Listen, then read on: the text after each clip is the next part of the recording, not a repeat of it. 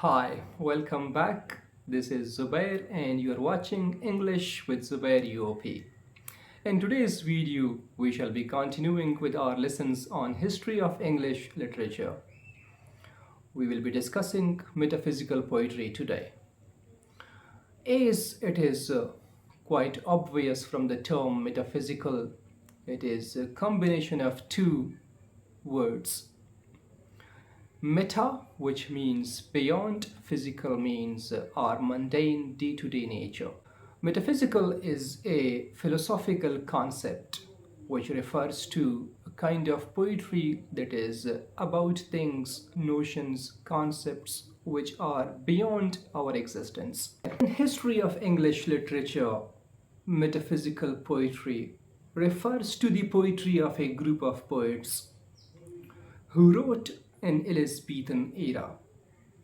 These poets were little known or discarded as unimportant at the time when they were producing poetry. They were deviant, they did not follow the popular culture of romantic, imaginative, adventurous, and love poetry. They wrote about concepts such as God, soul, and our existence, our life beyond this world.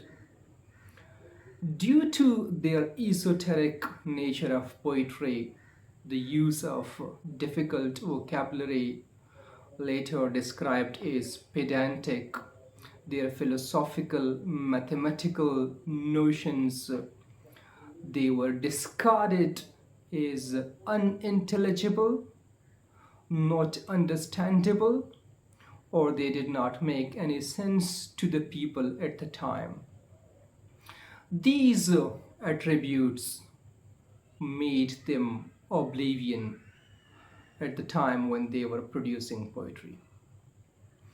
They were for the first time referred to by Samuel Johnson when in his critical piece The Lives of Prominent English Poets from 12th century to 17th century, in which he described this group of poets beginning with John Donne as the pioneer, George Herbert, Andrew Marvell, Henry Vaughan, etc.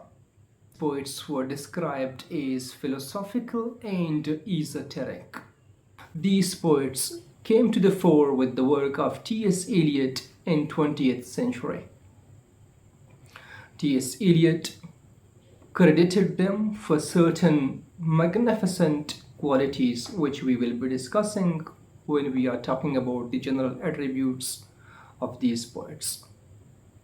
Like we said earlier, these poets did not have a kind of relationship with one another.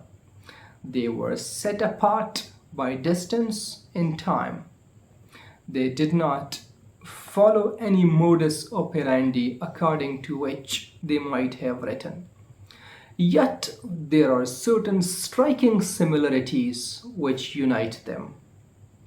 These striking similarities came to be known as metaphysical attributes. In this video, we are discussing those general attributes which run across all these metaphysical poets, which form the attributes of metaphysical poetry also. One of the first and foremost attribute of these poets' poetry is directness of manner. These poets wrote in a peculiar style. In majority of the poems that these poets wrote, we find poet is serving as a speaker talking about a particular subject. The subject might be of love or certain spiritual concept.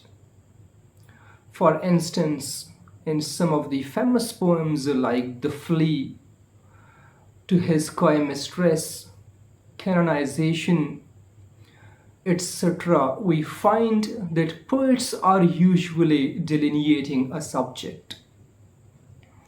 The subject is very concrete, it's very to the point and quite focused. The writer particularly the poet, is quite clear in his mind, and he wants to bring the same clarity in among the audience. For instance, in poem To His Sky Mistress, Andrew Marvell knows that the beloved is coy, she is refusing him love. Poet sees this as daunting to the emotions of love. He feels this life is bestowed once. We are not going to live forever. So the time that she takes is seen as vestige, and he wants to clarify before her that she must bow down before him. She must not let him deprive of his love. The same is true of The Flea and many other poems where we find that the poet is speaking directly to the subject or to the audience. The audience may be anyone depending on the kind of poem that you are reading. Another important attribute of metaphysical poetry is metaphysical epigrams. Like all of us know that epigrams refer to wise saying. In case of metaphysical poets, it's slightly different. It is of course wise in nature. Metaphysical poetry is these poets were quite intelligent, scholarly, well-read in Latin and Greek. They had great observation power. Majority of the poems read like wise sayings. When we speak of metaphysical epigrams, there is slight difference from ordinary epigrams that people use. Ordinarily, we find epigrams consisting one statement. Here, in case of metaphysical poets, it is expanded in nature. The writers usually play a trick. Through this trick, they bring us to the wisdom in their poetry. For instance, in one of the poems, The Ecstasy, John Donne describes his relationship with his beloved in the manner of circle. A circle begins at a point and it ends at the same point. And in these two lines he describes, pay attention to the second sentence when he says, thy firmness makes my circle just and makes me end where I begun. Now it's a very interesting example. One thing he says that you complete me. He tells his beloved that you complete me. And then in a very wise, witty manner, he describes this relationship like a circle beginning at a point and ending on the same point. So with these kind of strong observatory nature of the statements and quite expanded in nature, which require strong imaginative power from the audience and readers, their epigrams came to be known as expanded epigram. The third important attribute of metaphysical poetry is metaphysical conceits. Conceit is a figurative device which refers to a far-fetched imagery comparison. It's different from metaphor in a sense that it is usually between two very unlike objects. The comparison shocks, amuses, or surprises the readers usually. The readers have to stretch their imagination in order to see the similarity between the two objects compared. This became a very peculiar attribute of metaphysical poets. That's why the term conceit can't be dissociated from metaphysical. We have so many examples. For instance, in To His Sky Mistress, Andrew Marvell compares his love to my vegetable love. Ordinarily, poets combine their love to flowers, to moons, but he compares it to vegetables, and in the context, it's quite good, quite interesting. Similarly, in another poem, Twickenham Garden, John Donne compares his beloved to the spider's love. The way a spider eats something sweet and converts it into poison, he sees the same kind of similarity between his beloved and the spider. But for these kinds of conceits, the reader must expand their knowledge of science, logic, philosophy, and mathematics in order to resolve the paradoxes, the thesis and antithesis, in order to find the relationships. Another important attribute of metaphysical poetry is metaphysical wit. These poets, all of them, went to universities of Cambridge and Oxford's. They were highly read in Latin and Greek. They were very sharp mentally. The sharpness of mind is also found in their poetry. This attribute, the sharpness of mind, is what we call wit. It is expressed through various figurative devices like humor, irony, sarcasm, riposte, repartee, etc. Like we said in the very first attribute, that these poets had a direct manner of speech in their poems. When we say here that they were quite witty, this metaphysical wit comes in quite obvious attribute while they are delivering or they are speaking on certain topic. And all these devices that we just mentioned or spread across the length of the poems. Example of metaphysical wit could be found in majority of the metaphysical poems. In The Sun Rising, John Donne refers to his beloved, all states, and to himself, the prince. When he says, "She is all states, and all princess I, nothing else is." It's a very apt description of his strong feeling of emotions and strict bond with his beloved. The beloved is all states and he being the monarch. The relationship is obvious. There can't be any state without a monarch. And a monarch can't exist without the state. With these kind of witty saying, the writers rivet and attract the reader. Another feature comes straight away from T.S. Eliot, and this is the feature about which we spoke in the introduction. T.S. Eliot spoke of these poets very highly. He refers to an attribute which is an exclusive property of metaphysical poets. The attribute is unification of sensibilities. Unification of sensibilities refer to the combination or mix of emotions and thoughts, feelings and logic.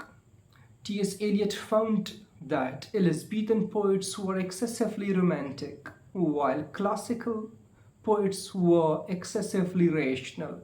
Metaphysical strike a strong combination of both. On one hand, we find a right dose of emotions in metaphysical poetry.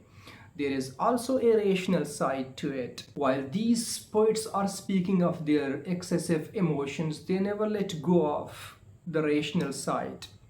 Into his chymistry, a deeply romantic poet trying to seduce his beloved, trying to spur her to make love to him.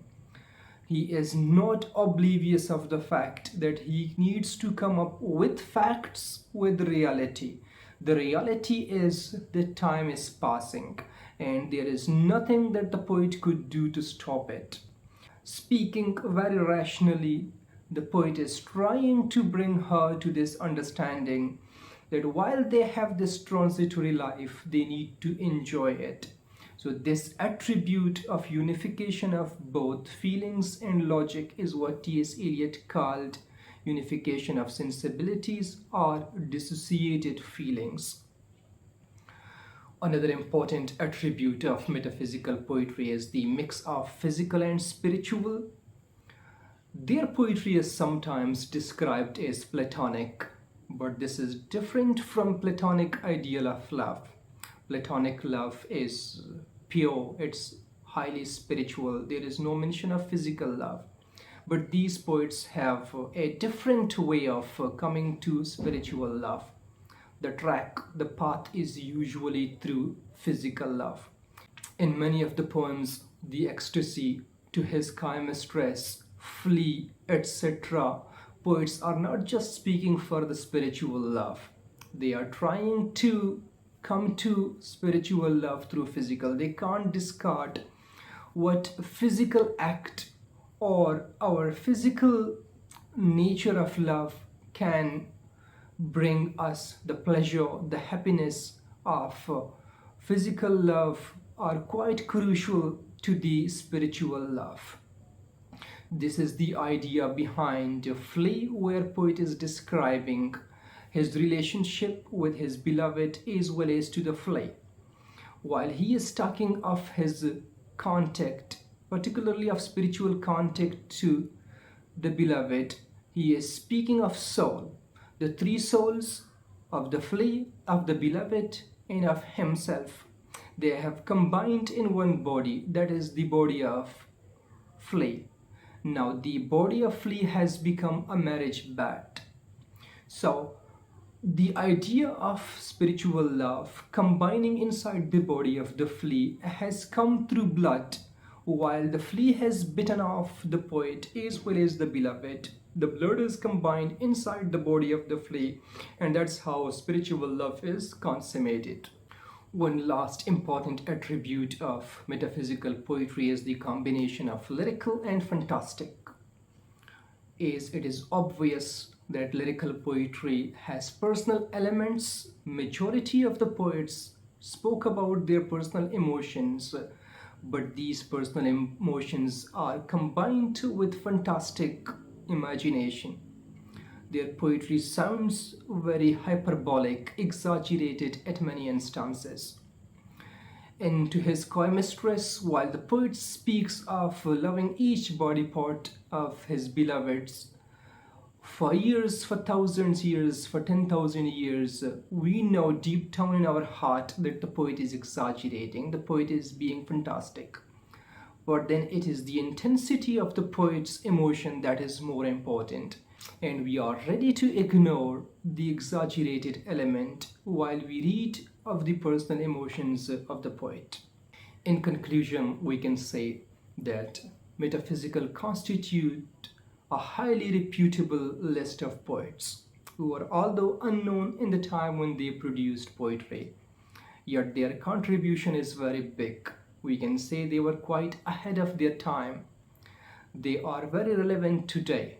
The questions that they asked are still teasing the minds of the scientists and philosophers even today.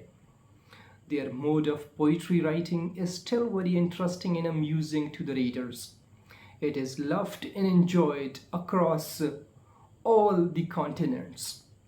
People have taken great infatuation to their poetry, and it is also produced in different languages across the world. With this, we conclude the lecture. We will see in the next video. Thank you very much. Do like this video and don't forget to recommend the channel to your friends for more videos. See you in the next.